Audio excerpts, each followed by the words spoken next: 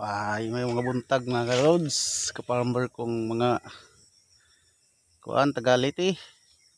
Gahapon pa tanag human og harvest pero na nasa tay harbisonon sa Martes oh. Ah, ika upat nga harvest sa Martes. Nya ato daygi kuanan og plastic molds ang atuan. Ato basta gud punuan mga lods oh, namulak na. Basta punuan, namulak. Gaday ko'y gamay tip sa mga parehas na akong mananumay og ampalaya ng mga labi na ng mga bag-uhan pa lamang. Kung na problema mo mga lod sa inyong palya nga ang iyang katay diri sa ibabaw dugay mo katay, ya mo gagmay ang dahon. Ang diferensya niya lods kini nga video kung nani para makasabot mo kung saon. Kuwang na siya sa abono. Kaya ang inyong giabono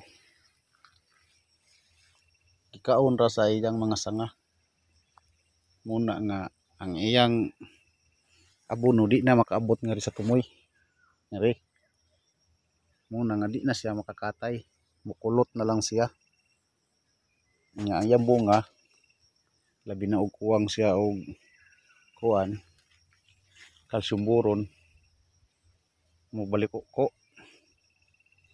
Sa inyong tan-og mo na ganin na resulta sa inyong paliyahan, inyo na siyang dagdagan ang iyong abono.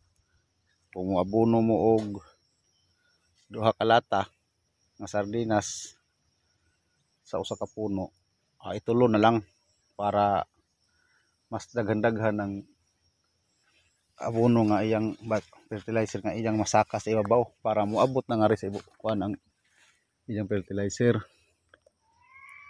Amay niya atong maging simana gagmay ning dahon gagmay nagpuno tag abono hingbalik siya kalaski ang dahon iya sa bunga daghan na sa tulid di pa sa tong una nga mas daghan ang bahog. Kagahapon nag-harvest ta ning harvest pud ta og 70 kilos para sa harvest no. Daghan na sa dog harbisonon sa Martes pohon.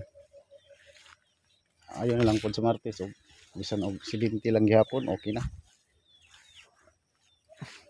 Kay dinhi nga side mga lods. Nasakit dinhi nga ang palaya. Gi dapuan ni og kuan punjay og kring atbang na. Kini sad nga side ra kini ra duha ka atbang.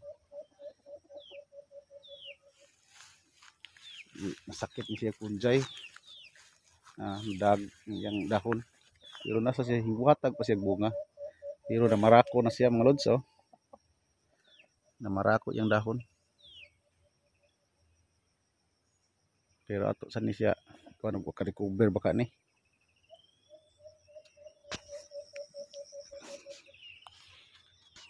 Mga lods, happy weekend.